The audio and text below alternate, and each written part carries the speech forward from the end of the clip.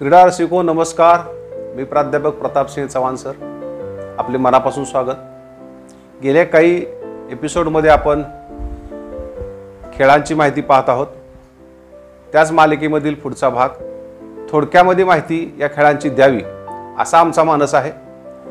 जर खोलवर माहिती देण्याचा योग आला तर तोही करू, परंतु त्यासाठी खूप कालावधी लागेल। म्हणून क्रीडा रसिक आणि विद्यार्थ्यांसाठी थोडक्यात प्रत्येक खेळाची माहिती आपण प्रत्येक एपिसोडमधून सादर करीत आहोत। आज आपण या मालिकेमध्ये लांब उडी या खेळाची माहिती आपण घेणार आहोत। अतिशय चपळतेचा, वेगाचा आणि ताकदीचा असणारा लांब उडीचा हा खेळ आहे। या खेळाचा इतिहास खूप रोमांचक असा आहे।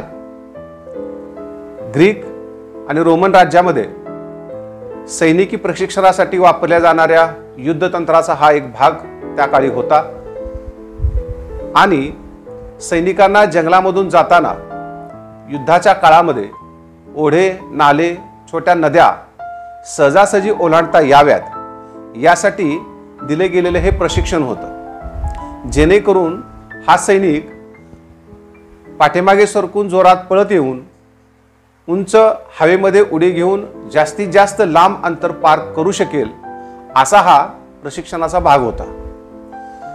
युद्धकाळ संपल्यानंतर विश्रांतीच्या काळामध्ये या सैनिकांच्या मध्ये या सगळ्या कौशल्याचं स्पर्धेत रूपांतर झालं आणि याच्या स्पर्धा होऊ लागल्या आणि जिंकलेला स्पर्धक हा विजेता ठरू लागला। याचंच पर्यावसन पुढे ऑलिम्पिक स्पर्धेमध्ये आपल्याला दिसून येतं। लांब उडी हा एक मैदानी खेळ असून त्याच्या मैदानाची आकृती जर आपण पाहिली तर सुरुवातीला 40 मीटर लांबीची धावपट्टी आहे आणि पुढे एक टेक ऑफ बोर्ड आहे 20 सेंटीमीटर लांबी आणि रुंदीचा। त्याच्या पुढे लँडिंग एरिया आहे जो की चौकोन असून त्याच्यामध्ये वाळू भरलेली आहे आणि आपल्या शरीराचा पूर्ण भाग त्याच्यामध्ये आपल्याला टेकवावा लागतो। अशा पद्धतीचे आकृती आपल्या डोळ्यासमोर येते। ही धावपट्टी कशासाठी, तर या खेळाडूने आपल्या शरीराला वेग द्यावा याच्यासाठी 40 मीटर, कमीत कमी 40 मीटर तो धावत यावा। टेकऑफ बोर्ड जिथे केलेला आहे म्हणजे आडवी फळी 20 सेंटीमीटरची जिथे लावलेली आहे त्या टेकऑफ बोर्डवरती पाय दाबून त्यानं उंच हवेमध्ये उडी घ्यावी। हवेत लटकत न राहता आपल्या पूर्ण शरीराचा भार त्या वाळूच्या लँडिंग एरियामध्येच त्याने टाकावा आणि ज्या ठिकाणी पहिल्यांदा त्याचा लँडिंग एरियामध्ये पाय टेकला जातो तो पॉइंट टेकऑफ बोर्ड पासून मोजला जातो आणि या उडीची लांबी मोजली जाते। जास्तीत जास्त ज्याची लांबी असेल तोच स्पर्धक या स्पर्धेमध्ये विजेता ठरतो। या स्पर्धेसाठी प्रत्येक खेळाडूला 3 संधी दिली जातात, म्हणजे 3 चान्स दिले जातात आणि मग त्याच्यामधून लांब उडी घेतलेला हा स्पर्धक निवडला जातो। न्यायाधीश किंवा रेफरी त्याचा न्याय निवाडा करतो। पुरुषांसाठी वेगळी स्पर्धा आहे आणि महिलांसाठी सुद्धा लांब उडीची वेगळी स्पर्धा घेतली जाते।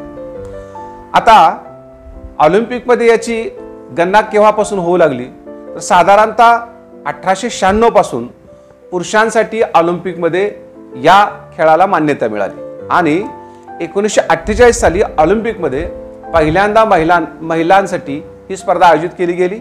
महिलांनी पहिल्यांदा 1948 साली भाग घेतला। आज पावेपर्यंत जागतिक विक्रम अनेक लोकांनी करण्याचा प्रयत्न केला। आज 2024च्या मान्यतेनुसार माईक पॉवेल नावाच्या व्यक्तीने, खेळाडूने 8.95 मीटर पर्यंतची लांब उडी घेतलेली आहे। त्याचा जागतिक विक्रम आजपर्यंत नोंदवला गेलेला आहे।